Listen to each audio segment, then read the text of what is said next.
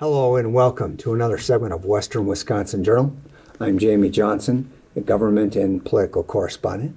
Today we have a well-known guest and frequent guest, Rich O'Connor, Mayor of Hudson.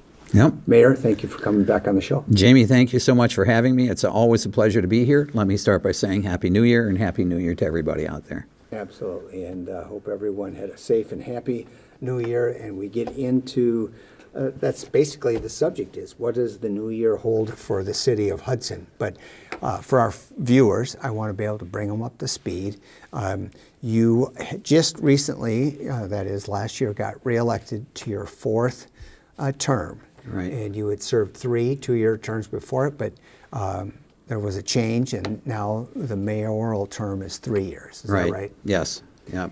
And part of that happened to be how the elections fell, and people who tend to run for re-election for city council weren't able to run for mayor and retain their seat. That's right. Unless their years of election were in other than the mayor election. So now that's been switched to make it fair so that the mayoral term will come up about once every 6 years for each Right. Council seat. And so there'll be plenty of opportunity for people to get involved in leadership. And you've indicated that this is your last term. You sticking with that? Oh, yeah.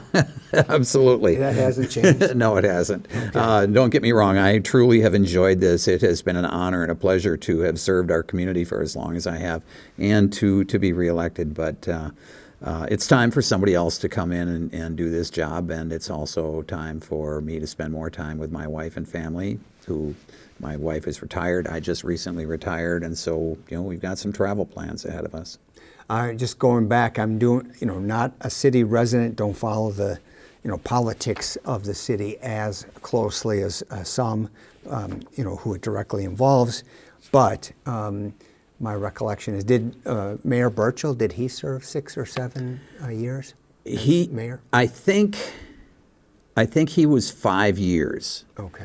And because he came in after Dean won the House of Representatives, Dean Knudsen. Right. And so he was actually elected by the council to fill out the remainder of Dean's term, and then I think he did two elections of his own. Okay. And before Dean, it was Mayor Bro, who was in there for a long time. I don't even know. Maybe all 3 of you guys combined might be as long as what he is. But nonetheless, the mayoral seat has not been without controversy in the 33 years we've been in town. I remember, there was a referendum about a casino, and there's the dog track issue and so forth. So we've had various issues that we've been dealing with. So we want to put that history now in the rearview mirror, but looking forward, this is not an interview about your reelection or another campaign or anything. Just it's about running the city and trying to do what's good for the city residents. Right. So where do you want to begin? Usually it's with the fiscal concerns, and because most people within the last month got their statement, and if they didn't pay it in 2022, they're going to have to be paying their first half of their 23 taxes here in the next week or two. So where do things look for the budget for the city? So our budget, we have a 1.9% increase, levy increase, which also happens to be the mill rate increase this year. And we have done, you've heard me say this every time we get together coming in after a budget cycle. We've done everything we can, as have you guys with the school board, to keep taxes down for our residents. And I think we've done a very good job of that. There are a lot of good things happening here that have enabled us to keep taxes down. Some of the growth, some of the development, which brings additional revenue into the city, has been very, very helpful in keeping those taxes down. So a 1.9% rate increase is what's happening with the city. Now, I know that when people get their statement, right, you hear this, I hear this, the people at the county hear this, they don't necessarily look to see how that's broken down. So we have a few different taxing authorities. School district being the biggest at about 50% of your tax bill. Yep. The county comes in about the same as the city, right around a little under 25. That kind of goes back and forth, 23 to 25, 26%, and then the WITC comes in with usually around 2%, I think. So we're at 1.9. The county is at, I think, a little bit more than 15.5% increase, and the school district is at, what, 5.5 or? Yeah, I don't have it right in front of me, and it's been a while since I looked. I just saw in my own tax statement how it broke down amongst the various entities, and of course, the city has a little more responsibility, for providing certain services. So I know that went up, and has always been a little higher than in the township, where we have less road maintenance and public facilities. But, yeah. So what is going to be, within that, less than 2% increase, 1.9, where do you see any changes now as you go throughout the year? You're going to spend what's in the budget, but people have been talking for months, if not for a year or more, about the looming infrastructure. And I know that's number 3 on our item, but you take it whatever order you want: the public works building, the police, or the infrastructure. Sure. Well, we can start with infrastructure because people are going to see that right away. It's infrastructure repair and maintenance is an ongoing process, and currently about 1.4 million has been dedicated to infrastructure on an annual basis. This year we increased that to 2 million. That 2 million will stay in place for the next 2-3 years, and then it will go to 2.5 million, and I think by 2027 it will go to 3 million. So, the good news is we are aggressively going after maintenance and repair of our streets and infrastructure. That's the good news. The bad news, obviously, is it costs money, and anybody that's paid attention to the debate about infrastructure knows that some of this has been kicked down the road for some time now. And we've gotten to the point where we need to take care of some of this stuff. And when we still have sections of the city where our pipes are over 100 years old. And so we can't just go in and repair streets and ignore that. We have to go after those old pipes, sewer systems, and things like that. Right. That's going to add. If the road's going to be torn up, you might as well fix the infrastructure underneath it. Dig all the way down and take care of it. Yeah. Yes. And that was done with Vine Street years ago. Yes, it was. And it was done with Second Street last year. Right. And the year before that, it kind of was a full year project. But so where do you see those being the 2 major roads in town? Where are the more near future changes going to happen? Well, we had improvements, I should say, not changes. In our last council meeting, we just adopted the capital improvement projects agenda for this year. I frankly don't remember exactly which streets were highlighted there and are prioritized. But we are going to be in the next month or so having a special meeting just to discuss the procedure for identifying and prioritizing the projects that we think need to be done in the next few years. So I wish I could be more helpful on that, but just know that we're working on it. We've got, and the prioritization of these projects is taking our time and energy and attention. All right. So the basic message is that the process of improving roads and updating infrastructure doesn't get cheaper, but there is a schedule, and over the next 5 years, you've got it basically doubling on an annual basis over that time. Exactly. All right. Yep. And so people will see it. There's going to be the typical inconveniences, but understanding that this is something that hopefully will put us in good position for years down the road. Right. Exactly. Now, and so, you got to have streets to be able to get from point A to point B. What are some of the other, one of the, subdivisions of our city is the I-94, and there's only right now 2 ways to get over it. Right. So Carmichael has been something that been a big intersection. A lot of talk about improvement there, but 11th Street just is, maybe not as busy, but it's definitely a busy area with the post office and Right. other connections to downtown on that end. So, what's the calendar look like for 11th Street? 11th Street, we'd hoped that we were going to start on 11th Street this year. That bridge needs attention, needs to be wider, needs to accommodate more traffic, and more efficiently than what it does right now, especially with the turn lanes on either side.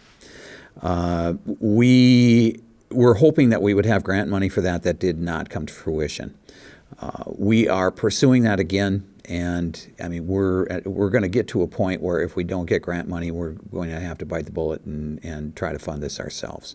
It is something that Councilmember Morissette has been talking about for some time, and rightfully so. It needs attention, and we are hoping that we can get some type of resolution to the widening of that bridge soon. It's important. So is widening 11th Street Bridge ultimately in the long run less expensive than maintaining that bridge plus building, say, a third overpass somewhere in the middle where the hotel used to be? That would connect up Industrial Street with 17th Yeah, Street. it would be much less expensive than that. But one of the things that came up when we had 3 options that were presented to us by Dean Chamberlain, our now former engineer, went on to take a different position somewhere else. And he had come up with the idea of extending Crestview out just west of the 11th Street Bridge and coming across 94 and intersecting with Cooley, right where the apartments are, about midway down the hill. Okay. And I think that was supposed to be a little less expensive than just widening the bridge, but that just didn't get the traction that Dean was hoping for, and so the council voted against that. Instead, decided to put roundabouts in on either end. All right. Or wait a minute, I'm sorry, that was wrong too. No, voted against putting the roundabouts in because those were going to be shoehorned into a very small space. Instead, it was just to widen 11th Street Bridge. Okay. But not going to happen in 2023? No, it's not. It's not. We're hoping for, again, grant money. We're hoping to get attention from either the state and or federal government. Same thing over at 94, which has been an ongoing issue with that intersection. All of Carmichael, with all the pressure that's put on there now by everything that's happening over on that side. Now with also the opening of the Hudson Physicians facility, right. and that there are going to be other projects coming further up the road, and maybe even just south of the Hudson Physicians. I was going to say on that east side of Carmichael, those houses were bought up, decade or more, decades ago probably now, with the thought that, a superstore was going to be going in on that side. That didn't happen, but now we've got that stoplight there at the Hudson Physicians. So, slowly but surely there's the potential for the city to move over to the other side of Carmichael. Exactly, and there are 2 properties over there that have been annexed. One is where the Hudson Physicians are, and the other one is where the Faith Community Church is. And the reason that they wanted to be annexed is to get access to city water and sewer because they were having some water issues over there. The rest of the properties over there have not been annexed yet, but they are included in the comprehensive plan as far as identifying properties that could possibly come into the city. It's likely to happen, I'd say, in the next 2 years. That we'll see. But we're talking about commercial annexation, right? Along Carmichael, we're not talking more residential. Nobody's come to us with projects yet. Okay. So, but on that subject, because the comprehensive plan gets updated about every decade or so, and then it gets amended as you go. Right. We've heard the lament that the city of Hudson, while it's growing to the point where there's not a lot of place for the industrial park to grow, or I don't know if we're on number 3 or 4, but that's full, and then there's only so many lots left. You probably know the number off the top of your head, but I don't. okay. But that was we saw the cornfield at Carmichael and Vine for about 25 years and expecting something to be done there. And now that it is, we've got the large apartment, we've got some single family homes, we have a Quick Trip in there now, a bank, and probably some more businesses to come there right off of Carmichael. I would think so, yeah. So would there be the appetite on the council for annexing if owners that are identified in the extraterritorial zone of the comprehensive plan were to come forward and request annexation, whether for commercial or residential purposes? Right. I would say yes. I mean, we're going to listen to, and I think I can speak for every council member there, that they're certainly going to listen to any proposed development that might come in, whether it's housing or commercial, for annexation. So is it likely? Like I said, I think that it is likely, at least on the east side of Carmichael. I'll tell you, one property is the one that was just south of the dog track. I keep calling it the dog track. It is St. Croix Meadows, and where we have development down there with Phillips and some housing, and Lift Bridge Brewery coming in, baseball still coming in. And there was going to be a housing development on the south end of that with the Lockney property that you're familiar with because the school district was eyeing that up for the high school. Right. And just off of Red Brick Road. Right. And it never got to the council, never got to the plan commission. The people that were selling the property were, according to the developer, asking too much money. And part of the deal was that there was going to be some impact fees and things that were due the city or would be due the city, and that added to the cost and apparently made it prohibitive. So that's a likely site that could be annexed. It's been talked about for a long time, but that's one of them for sure. And the further out we get off of some of those main commercial intersections like Industrial and Hanley and Carmichael and so forth, more likely that it would be residential rather than commercial. Again, you just don't know. You have to wait for the owner of the property, a developer with an idea, to come in and see what they think that property could be used for. Certainly, if we're going to expand, there's very little opportunity south. There is no opportunity west. Right. Or north, and then so it's got to be east and southeast. So we're just waiting to hear from people as to if they have any ideas, concepts that they would like to bring to us for a discussion about annexation. Right. Yeah.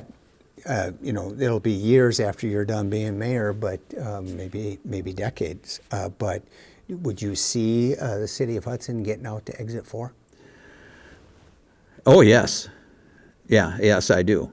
The issue there, and I know that there are already discussions that people are having and trying to get out to Exit 4, but there are properties in between Exit 3 and Exit 4.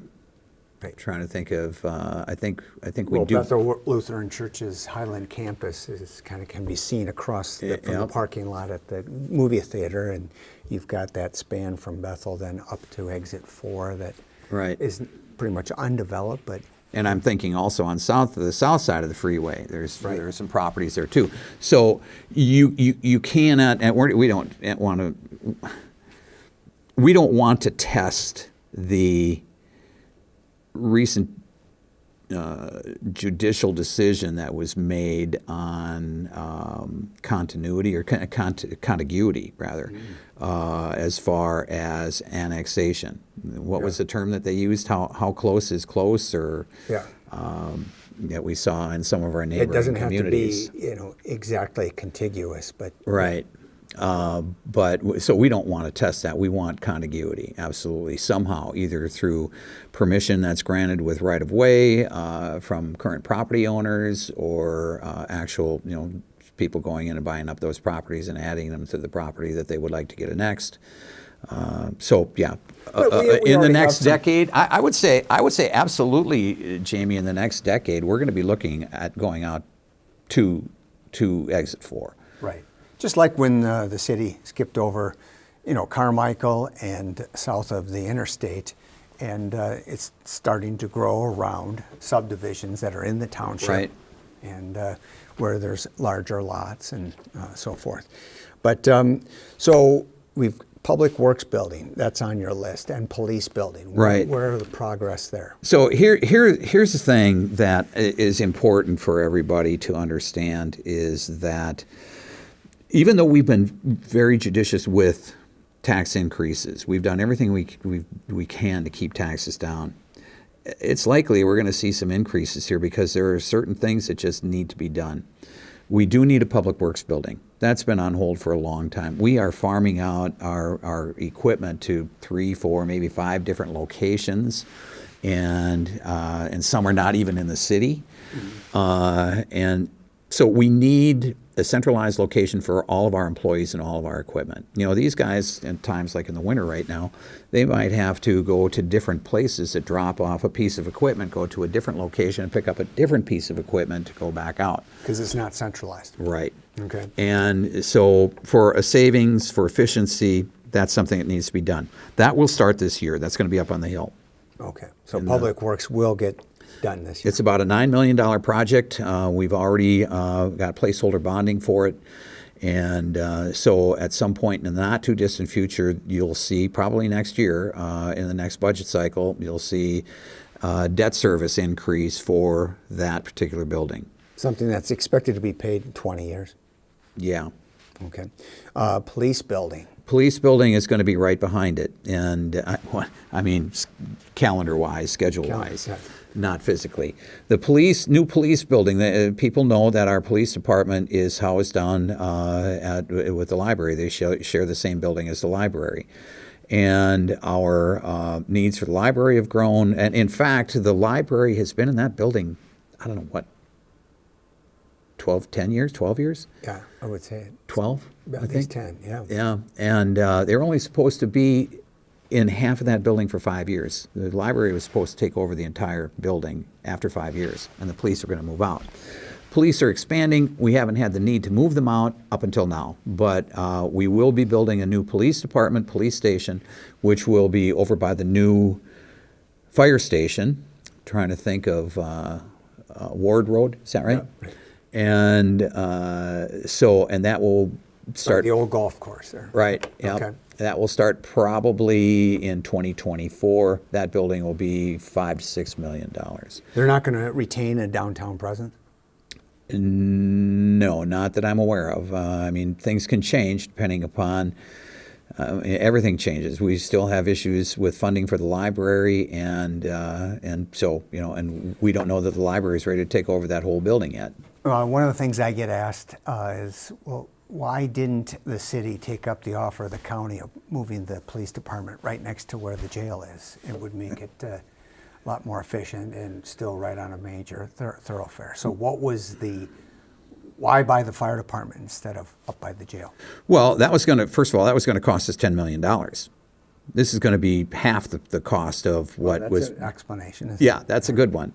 Second, I mean, that's number one. That's very important. As important, however, is that we wouldn't own the building. We would give them $10 million and we would be paying rent. And after a 20-year contract, they could come to us and say, we need that space now. And then we'd be in the same situation we're in currently. So we heard that offer and we just said, no, that doesn't make sense to us. For our purposes, we should be owning our own building. And to have a campus over there for public safety makes a lot of sense, both fire and police over in the same area. Okay. We have a few more minutes. How about the boat hope we launch? do. Boat launch in the boardwalk. All right, so the boat launch opened late in the summer, and I think it was actually a post-Labor Day opening. We've heard very good reviews on it. The docks are now in and will stay in. They don't have to be moved out because these docks are floating, where the other ones were wheeled in and out, moved up and down based upon the level of the water level of the river. These will float. up and down with any increase in rise or fall of the level of the river. So that's open, and we've had a lot of good reviews, as I said. Next summer is when we'll really see what's going on there, when more people are out recreating. Then in the fall, Right. it's mostly fisher people that are out there. Sure. That's And, the boat launch. What about the boardwalk? The boardwalk is going to be coming in starting in the spring. And for people that don't know, the boardwalk is essentially a dock. It's a wide dock to accommodate people walking up and down that structure. It will be 650 feet. It will start at the walkway down just south of the dike and go all the way down to the boat launch. It accommodates the people that want the feel of actually walking out there on the water instead of up on the wall, and being able to look out. I mean, the wall is a little bit different. It's kind of an odd thing. Will fishing be permitted off of boardwalk? Absolutely. We're going to have little jut outs on this that are going to allow for fishing. Okay. And also it will be tie-alongs for people coming in off the water. Hopefully, essentially what we're trying to do is encourage some of the smaller boats to come in, dinghies coming from the bigger boats out there and runabouts and things like that. It's not intended for 30-plus foot boats, 40-footers, 50-footers. It's intended for smaller boats. Okay. But it will bring people in from the water to be able to enjoy our town. You've heard me say this before. This is the premier river city in the St. Croix, Mississippi Valley, and we want to enhance the identity of our river city status, and it is. So this will be one of the more visible changes. For This the will be the downtown. biggest dock in the river. Okay. And then before we leave the downtown parking ramp, one of the big changes I noticed when I went past the City Hall is the old fire building and EMS building gone. Right. So we now have a surface lot there. We weren't sure what was going to happen with that building and what to do because it got caught up in the negotiations with the Gerards on their apartment complex proposal. But we figured that the best thing for us right now is to just tear that building down and make it a surface lot that can be changed at any time. If we get 5 years use out of it and maybe something else happens, maybe we find we don't have as congested a parking issue after that time, whatever. What served our purposes the best was a surface lot. We picked up about 40 additional parking spots there. Oh, that'll First help. 4 hours there are free. And again, it's a downhill walk from people parking. And then after they eat at our restaurants, then they can get their exercise back. exercise, yeah. But speaking of structures that were there and forever and then gone, Yep. The Hudson House. I was wondering if you were going to ask that. I was going to throw it in if you didn't ask. Yeah, well, Pizza Hut's gone, the Hudson House gone, and Yeah. it's a very, very large space. It's amazing how wide open that looks. Yeah. So can you share with us what's expected to go in there? I don't know. Okay. And so people ask me, are you just saying that? Do you know, but you can't say? Honestly, right now, I don't know. And I've heard some different proposals. I know there's a lot of speculation out there. Most of it is just absolutely, no discussion at all about that. We would love to see another grocery store in this town. There's no doubt about it. I think that would be a great thing to happen over there. To see, a bigger Walmart, a bigger Target, a Hy-Vee. I know all of those things have been tossed out there. I don't think any of those are happening. Okay. All right. Well, and then you had on your list water agreement with North Hudson. We'll conclude with that one. What's going on with a water agreement with North Hudson? So one of the things for the folks watching, tuning into this from out North Hudson, we've had some long-term negotiations with North Hudson about our water system, and North Hudson owns some of the structures out there that they have, some of their own infrastructure.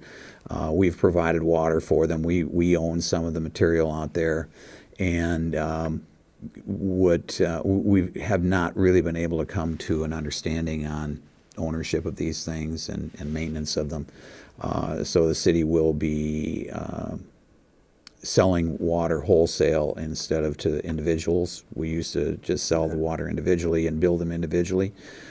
We are now providing water to North Hudson and allowing them to do their own billing and pricing of the water for their residents. So they're going to see a change of who they pay their water bills to? Yes, they will.